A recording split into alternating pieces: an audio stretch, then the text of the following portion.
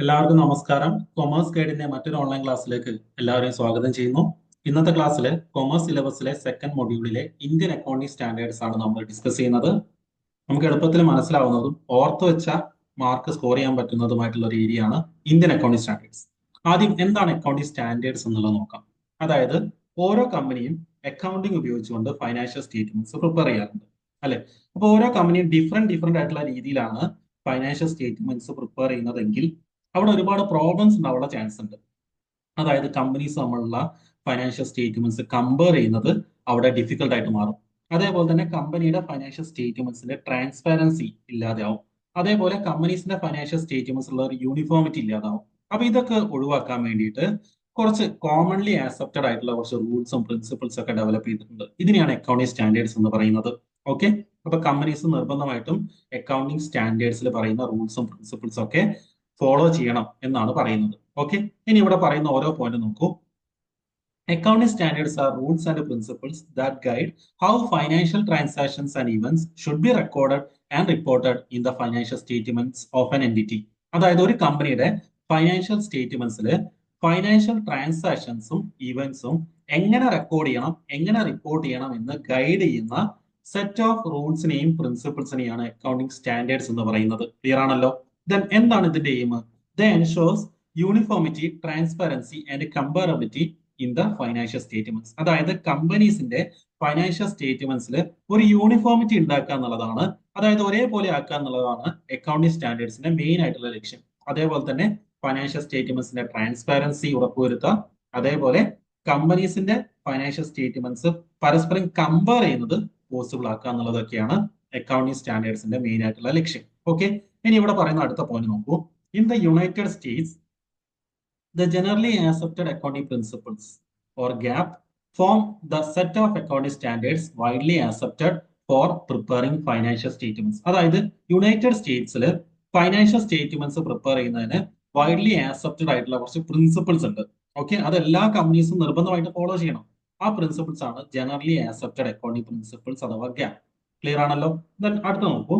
International companies follow international financial reporting standards or IFRS which are set by international accounting standard board. അതായത് international ലെവലില് ഒരുപാട് companies ഉണ്ട്, അല്ലെ? Multinational companies ഉണ്ടാവും, ഒരുപാട് വലിയ വലിയ കമ്പനീസ് ഒക്കെ ഉണ്ടാവും. അപ്പൊ അവർ ഫോളോ ചെയ്യുന്ന അക്കൗണ്ടിംഗ് സ്റ്റാൻഡേർഡ്സ് ഉണ്ട്. അത് അറിയപ്പെടുന്നത് ഇന്റർനാഷണൽ ഫിനാൻഷ്യൽ റിപ്പോർട്ടിംഗ് സ്റ്റാൻഡേർഡ്സ് എന്നാണ്. IFRS എന്ന് പറയും. ഓർത്തിരിക്കണേ, ഈ IFRS ഡെവലപ്പ് ചെയ്ത ഏജൻസിയാണ് international accounting standard board, IASB. ഇത് ഓർത്തിരിക്കണേ. ക്ലിയർ ആണല്ലോ? അപ്പൊ ഇന്റർനാഷണൽ ലെവലിലുള്ള കമ്പനീസ് ഫോളോ ചെയ്യേണ്ട കുറച്ച് അക്കൗണ്ടിംഗ് റൂൾസും പ്രിൻസിപ്പിൾസും ഉണ്ട്, അഥവാ അക്കൗണ്ടിംഗ് സ്റ്റാൻഡേർഡ്സ് ഉണ്ട്. അത് അറിയപ്പെടുന്നത് ഇന്റർനാഷണൽ ഫിനാൻഷ്യൽ റിപ്പോർട്ടിംഗ് സ്റ്റാൻഡേർഡ്സ് അഥവാ IFRS എന്നാണ്. ഓക്കെ, ഇത് ഡെവലപ്പ് ചെയ്ത agency international accounting standard board ആണെന്നുള്ള കാര്യം ഓർത്തിരിക്കാം. ഇനി അടുത്തത് accounting standard board of India. എന്താണ് accounting standard board of India? On 21st April 1977, the Institute of Chartered Accountants of India, as the premier accounting body in our country, set up Accounting Standard Board to harmonize the diverse accounting policies and practices prevalent in our country. എന്താ അവിടെ പറയുന്നത്?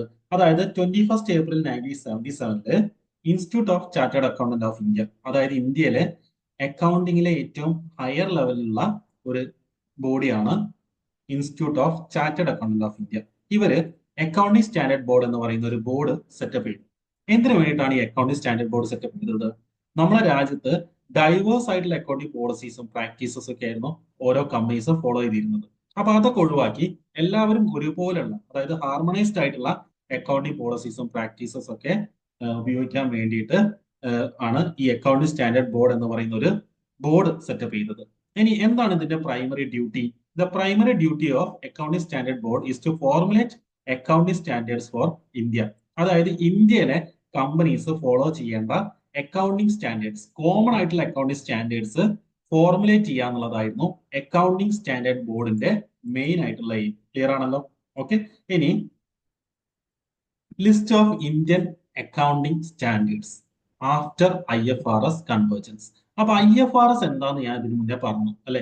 International ലെവലിലുള്ള companies follow ചെയ്യേണ്ട standards ആണ് international financial reporting standards അഥവാ IFRS. അപ്പൊ ഈ IFRSും അതേപോലെ തന്നെ ഇന്ത്യൻ അക്കൗണ്ടിംഗ് സ്റ്റാൻഡേർഡ്സും ഉണ്ട്. ഓക്കെ, അപ്പൊ ഇന്ത്യയിലുള്ള കമ്പനീസ് ഫോളോ ചെയ്യേണ്ട അക്കൗണ്ടിംഗ് സ്റ്റാൻഡേർഡ്സ് ആണ് ഇന്ത്യൻ അക്കൗണ്ടിംഗ് സ്റ്റാൻഡേർഡ്സ്.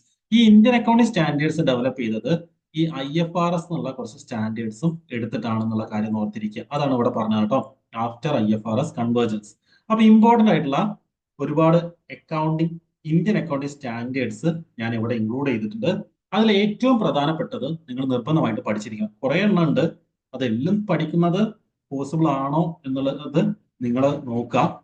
ഇമ്പോർട്ടന്റ് ആയിട്ടുള്ള കുറച്ച് എണ്ണം ഞാൻ പറയും, അത് നിർബന്ധമായിട്ട് നിങ്ങൾ പഠിച്ചിരിക്കാം. ഓക്കെ, ഇപ്പൊ ഇവിടെ പറയുന്ന നോക്കൂ, ഇന്ത്യൻ അക്കൗണ്ടിംഗ് സ്റ്റാൻഡേർഡ് 1 പറയുന്നത് പ്രസന്റേഷൻ ഓഫ് ഫൈനാൻഷ്യൽ സ്റ്റേറ്റ്മെന്റ്സ് ആണ്. അതായത് ഫൈനാൻഷ്യൽ സ്റ്റേറ്റ്മെന്റ്സ് എങ്ങനെ പ്രിപ്പയർ ചെയ്യണം എന്ന് പറയുന്ന ഇന്ത്യൻ അക്കൗണ്ടിംഗ് സ്റ്റാൻഡേർഡ് ആണ് ഇന്ത്യൻ അക്കൗണ്ടിംഗ് സ്റ്റാൻഡേർഡ് 1. അങ്ങനെ ഓരോ സ്റ്റാൻഡേർഡിലും ഓരോ കാര്യങ്ങളെ കുറിച്ച് പറയുന്നുണ്ട്, അല്ലെങ്കിൽ ഓരോ കാര്യത്തിന്റെ റൂൾസ് റെഗുലേഷൻസ് പറയുന്നുണ്ട്. അപ്പൊ അത് എന്താണെന്നാണ് നമ്മൾ പഠിച്ചിരിക്കേണ്ടത്. അപ്പൊ അതിൽ കുറെ എണ്ണം ഉണ്ട്, ഇമ്പോർട്ടന്റ് ആയിട്ടുള്ളത് ഞാൻ മാർക്ക് ചെയ്യും, അത് നിങ്ങൾ നിർബന്ധമായിട്ട് പഠിക്കുക. ഇന്ത്യൻ അക്കൗണ്ടിംഗ് സ്റ്റാൻഡേർഡ് 1 പറയുന്നത് പ്രസന്റേഷൻ ഓഫ് ഫൈനാൻഷ്യൽ സ്റ്റേറ്റ്മെന്റ്സ് ആണ്. അതേപോലെ തന്നെ ഇന്ത്യൻ അക്കൗണ്ടിംഗ് സ്റ്റാൻഡേർഡ് 2 ഇത് പഠിച്ചിരിക്കണേ, ഇൻവെന്ററീസ് എങ്ങനെ ഡീൽ ചെയ്യണം, കമ്പനീസിന്റെ ഇൻവെന്ററീസ് അഥവാ സ്റ്റോക്ക് എങ്ങനെ ഡീൽ ചെയ്യണം, എങ്ങനെ വാല്യൂ ചെയ്യണം എന്നൊക്കെ പറയുന്ന സ്റ്റാൻഡേർഡ് ആണ് ഇന്ത്യൻ അക്കൗണ്ടിംഗ് സ്റ്റാൻഡേർഡ് 2. ഓക്കെ, അതേപോലെ തന്നെ ഇന്ത്യൻ അക്കൗണ്ടിംഗ് സ്റ്റാൻഡേർഡ് 7 പഠിച്ചിരിക്കുക, സ്റ്റേറ്റ്മെന്റ് ഓഫ് ക്യാഷ് ഫ്ലോനെ കുറിച്ചാണ് പറയുന്നത്. ക്ലിയർ ആണല്ലോ.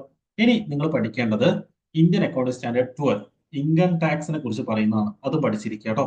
ഓക്കെ, അതേപോലെ തന്നെ ഇന്ത്യൻ അക്കൗണ്ടിംഗ് സ്റ്റാൻഡേർഡ് 16 പഠിച്ചിരിക്കാം, പ്രോപ്പർട്ടി പ്ലാന്റ് ആൻഡ് എക്യുപ്മെന്റ്സിനെ കുറിച്ചാണ് പറയുന്നത്. ഓക്കെ, അടുത്തത് പഠിക്കേണ്ടത് ഇന്ത്യൻ അക്കൗണ്ടിംഗ് സ്റ്റാൻഡേർഡ് 19 ആണ്, എംപ്ലോയി ബെനിഫിറ്റിനെ കുറിച്ച് പറയുന്നതാണ് ഇന്ത്യൻ അക്കൗണ്ടിംഗ് സ്റ്റാൻഡേർഡ് 19. ക്ലിയർ ആണല്ലോ. അതേപോലെ തന്നെ ഇന്ത്യൻ അക്കൗണ്ടിംഗ് സ്റ്റാൻഡേർഡ് 20 ഒന്ന് പഠിച്ചിരിക്കുക, ഗവൺമെന്റ് ഗ്രാന്റിനെ കുറിച്ചാണ് പറയുന്നത്. ഓക്കെ, ഇത് ഓർത്തിരിക്കണേ, ഇമ്പോർട്ടന്റ് ആയിട്ടുള്ളതാണ്, നിങ്ങൾ ഓർത്തിരിക്കുക. ഇത് എക്സാമിന് ഉറപ്പായിട്ട് ചോദിക്കാൻ ചാൻസ് ഉള്ള ഒരു ഏരിയ ആണ് കേട്ടോ. ഓക്കെ, ഇനി ഇവിടുന്ന് നിങ്ങൾ അറിഞ്ഞിരിക്കേണ്ട പ്രധാനപ്പെട്ട അക്കൗണ്ടിംഗ് സ്റ്റാൻഡേർഡ് ആണ് അക്കൗണ്ടിംഗ് സ്റ്റാൻഡേർഡ് 23, ബോറോയിങ് കോസ്റ്റിനെ കുറിച്ചാണ് പറയുന്നത്. 23 ബോറോയിങ് കോസ്റ്റിനെ കുറിച്ചാണ് പറയുന്നത് കേട്ടോ. ഇത് ഓർത്തിരിക്കാൻ എന്ത് ചെയ്യുക, ബോറോയിങ് കോസ്റ്റിൽ ബി ഉണ്ട് അല്ലെ, ബി ആൽഫബറ്റ് ഓർഡറിൽ രണ്ടാമത് വരുന്നതാണ്, സി മൂന്നാമത് വരുന്നതാണ് അല്ലെ. അപ്പോൾ borrowing cost Indian accounting standard 23 ആണ്. ഈ രീതിയിൽ നിങ്ങൾക്ക് ഓർത്തിരിക്കുക കേട്ടോ. എന്തെങ്കിലും കണക്ട് ചെയ്യാണ്ടെങ്കിൽ കണക്ട് ചെയ്ത് പഠിക്കാം. ഓക്കെ, ദെൻ അടുത്തത് നിങ്ങൾ അറിഞ്ഞിരിക്കേണ്ടത് Indian accounting standard 33 earnings per ഷെയറിനെ കുറിച്ചാണ് പറയുന്നത്, അഥവാ EPS. ഓക്കെ, ഏണിംഗ്സ് പെർ ഷെയറിനെ കുറിച്ച് പറയുന്ന ഇന്ത്യൻ അക്കൗണ്ടിംഗ് സ്റ്റാൻഡേർഡ് ഏതാണെന്ന് വെച്ചാൽ 33 ആണ്. ക്ലിയർ ആണല്ലോ. ദെൻ അടുത്തത് ഇന്ത്യൻ അക്കൗണ്ടിംഗ് സ്റ്റാൻഡേർഡ് 36 ഇമ്പയർമെന്റ് അസറ്റിനെ കുറിച്ചാണ് കേട്ടോ. ഓക്കെ, അതൊന്ന് പഠിച്ചിരിക്കാം. ദെൻ ഇനി ഇമ്പോർട്ടന്റ് ആയിട്ട് അറിഞ്ഞിരിക്കേണ്ടതാണ് ഇന്ത്യൻ അക്കൗണ്ടിംഗ് സ്റ്റാൻഡേർഡ് 38 ഇൻടാഞ്ചിബിൾ അസറ്റിനെ കുറിച്ച് പറയുന്നതാണ്, ഇമ്പോർട്ടന്റ് ആണ്. ഇന്ത്യൻ അക്കൗണ്ടിംഗ് സ്റ്റാൻഡേർഡ് 38 ഇൻടാഞ്ചിബിൾ അസറ്റിനെ കുറിച്ച് പറയുന്നതാണ്. അതേപോലെ തന്നെ ഇന്ത്യൻ അക്കൗണ്ടിംഗ് സ്റ്റാൻഡേർഡ് 41 അഗ്രികൾച്ചറിനെ കുറിച്ച് പറയുന്നതാണ് കേട്ടോ, അതൊന്ന് ഓർത്തിരിക്കാം. ദെൻ അടുത്തത് ഇന്ത്യൻ അക്കൗണ്ടിംഗ് സ്റ്റാൻഡേർഡ് 108 ഓപ്പറേറ്റിംഗ് സെഗ്മെന്റിനെ കുറിച്ച് പറയുന്നതാണ് കേട്ടോ, ഓപ്പറേറ്റിംഗ് സെഗ്മെന്റിനെ കുറിച്ച് പറയുന്നതാണ്, അതൊന്ന് ഓർത്തിരിക്കണേ. Then Indian accounting standard 111 joint അറേഞ്ച്മെന്റിനെ കുറിച്ച് പറയുന്നതാണ്, അതൊന്ന് ഓർത്തിരിക്കാം. ദെൻ 116 ഉണ്ട്, അത് ലീസിനെ കുറിച്ച് പറയുന്നതാണ്, അതൊന്ന് ഓർത്തിരിക്കാം. അപ്പൊ ഓരോ സ്റ്റാൻഡേർഡ്സും എന്തിനെ കുറിച്ചാണ് പറയുന്നത് എന്ന് മാത്രമാണ് നിങ്ങൾ പഠിക്കേണ്ടത്, അതിന്റെ ബാക്കി ഡീറ്റെയിൽസ് നിങ്ങൾ അറിയേണ്ട ആവശ്യമില്ല കേട്ടോ. ഓക്കെ, ഇത്രയും സ്റ്റാൻഡേർഡ്സ് ഉണ്ട്, അതിൽ പ്രധാനപ്പെട്ടത് ഞാൻ പറയുന്നുണ്ട്, അത് മാത്രം നിങ്ങൾ നിർബന്ധമായിട്ട് പഠിച്ചിരിക്കുക. ഇനി എങ്ങനെയാണ് അത് എക്സാമിന് ചോദിക്കുക എന്നുള്ളതും കൂടി നമുക്ക് നോക്കാം. ഇവിടെ നോക്കൂ, which Indian accounting standards deal with intangible asset. അപ്പൊ ഇൻടാഞ്ചിബിൾ അസറ്റുമായിട്ട് ഡീൽ ചെയ്യുന്ന ഇന്ത്യൻ അക്കൗണ്ടിംഗ് സ്റ്റാൻഡേർഡ്സ് ഏതാണെന്നാണ് ഇവിടെ 4 ഓപ്ഷൻ തന്നിട്ടുണ്ട് അല്ലെ. Indian accounting standard 37, 40, 38, 21. ഇതിലേതാണ് 38 ആണ് അല്ലെ. ഇങ്ങനെയാണ് എക്സാമിന് ചോദിക്കുക കേട്ടോ. അടുത്ത നോക്കൂ, which Indian accounting standards is related to earnings per share. Earnings per share ആയിട്ട് ഡീൽ ചെയ്യുന്ന ഇന്ത്യൻ അക്കൗണ്ടിംഗ് സ്റ്റാൻഡേർഡ് ഏതാണ്? ഇന്ത്യൻ അക്കൗണ്ടിംഗ് സ്റ്റാൻഡേർഡ് 33 ആണ് അല്ലെ. ഓക്കെ, ദെൻ അടുത്ത ക്വസ്റ്റ്യൻ നോക്കൂ, which Indian accounting standards is related to employee benefit. Employee benefit ആയിട്ട് relate ചെയ്യുന്നത് ഏതാണ്? ഇന്ത്യൻ അക്കൗണ്ടിംഗ് സ്റ്റാൻഡേർഡ് 19 ആണ് അല്ലെ. ഓക്കെ, ദെൻ അടുത്ത നോക്കൂ, Indian accounting standard is largely converged with. അതായത് ഇന്ത്യൻ അക്കൗണ്ടിംഗ് സ്റ്റാൻഡേർഡ്സ് എവിടുന്നാണ് കുറച്ച് സ്റ്റാൻഡേർഡ്സ് എടുത്തിട്ടുള്ളത്? അത് IFRS എന്നാണ് കേട്ടോ. അതായത് ഇന്റർനാഷണൽ ലെവലിലുള്ള കമ്പനീസ് ഫോളോ ചെയ്യേണ്ട സ്റ്റാൻഡേർഡ്സ് അറിയപ്പെടുന്നത് ഇന്റർനാഷണൽ ഫിനാൻഷ്യൽ റിപ്പോർട്ടിംഗ് സ്റ്റാൻഡേർഡ്സ് എന്നാണ്. അപ്പൊ അതിൽ നിന്നുള്ള കുറച്ച് സ്റ്റാൻഡേർഡ്സ് ഒക്കെ എടുത്തിട്ടാണ് ഇന്ത്യൻ അക്കൗണ്ടിംഗ് സ്റ്റാൻഡേർഡ് ഡെവലപ്പ് ചെയ്തിട്ടുള്ളത്. ഓക്കെ, അപ്പൊ ഇവിടെ നമ്മൾ ലിസ്റ്റ് ചെയ്തത് ഇന്ത്യൻ അക്കൗണ്ടിംഗ് സ്റ്റാൻഡേർഡ്സിനെ കുറിച്ചാണ് കേട്ടോ. അതല്ലാതെ അക്കൗണ്ടിംഗ് സ്റ്റാൻഡേർഡ്സ് ഉണ്ട്, ഇതേപോലെ ലിസ്റ്റ് ആയിട്ടുള്ള അക്കൗണ്ടിംഗ് സ്റ്റാൻഡേർഡ്സ് ഉണ്ട്. അത് ഞാൻ അടുത്തൊരു ക്ലാസ്സിൽ ലിസ്റ്റ് ആയിട്ട് തരാം. അതും പഠിച്ചിരിക്കണം, അതിൽ ഇമ്പോർട്ടന്റ് ആയിട്ടുള്ളത് പഠിച്ചിരിക്കണം. ഓക്കെ, അപ്പൊ ഇവിടെ നമ്മൾ നോക്കിയത് ഇന്ത്യൻ അക്കൗണ്ടിംഗ് സ്റ്റാൻഡേർഡ് ആണ് കേട്ടോ. അത് ഇങ്ങനെയാണ് ഉണ്ടാവുക, IND AS എന്നാണ് ഉണ്ടാവുക കേട്ടോ. അതാണ് ഇന്ത്യൻ അക്കൗണ്ടിംഗ് സ്റ്റാൻഡേർഡ്. ഇനി അക്കൗണ്ടിംഗ് സ്റ്റാൻഡേർഡ്സ് ഉണ്ട്. ഓക്കെ, അപ്പൊ അതിൽ കുറച്ച് ഇമ്പോർട്ടന്റ് ആയിട്ടുള്ളത് നിങ്ങൾ ഓർത്തിരിക്കണം, കാരണം എക്സാമിന് ചോദിക്കാൻ ചാൻസ് ഉണ്ട്. ഓക്കെ, അപ്പൊ ഇത്രയും കാര്യങ്ങളാണ് നമ്മൾ ഇന്നത്തെ ക്ലാസ്സിൽ ഡിസ്കസ് ചെയ്യുന്നത്. നിങ്ങൾക്ക് ക്ലാസ് ഇഷ്ടപ്പെട്ടിട്ടുണ്ടെങ്കിൽ നിങ്ങൾ ലൈക്ക് ചെയ്യുക. അതേപോലെ തന്നെ എക്സാം എഴുതുന്ന നിങ്ങളെ ഫ്രണ്ട്സിന് ക്ലാസ് ഷെയർ ചെയ്ത് കൊടുക്കുക. ചാനൽ സബ്സ്ക്രൈബ് ചെയ്യാത്തവരെ സബ്സ്ക്രൈബ് ചെയ്യുക. നമ്മൾ ഫ്രീ ക്ലാസ്സസ് ആണ് നിങ്ങൾക്ക് പ്രൊവൈഡ് ചെയ്യുന്നത്. ബാക്കി നമുക്ക് അടുത്ത ക്ലാസ്സിൽ നോക്കാം. Okay, thank you.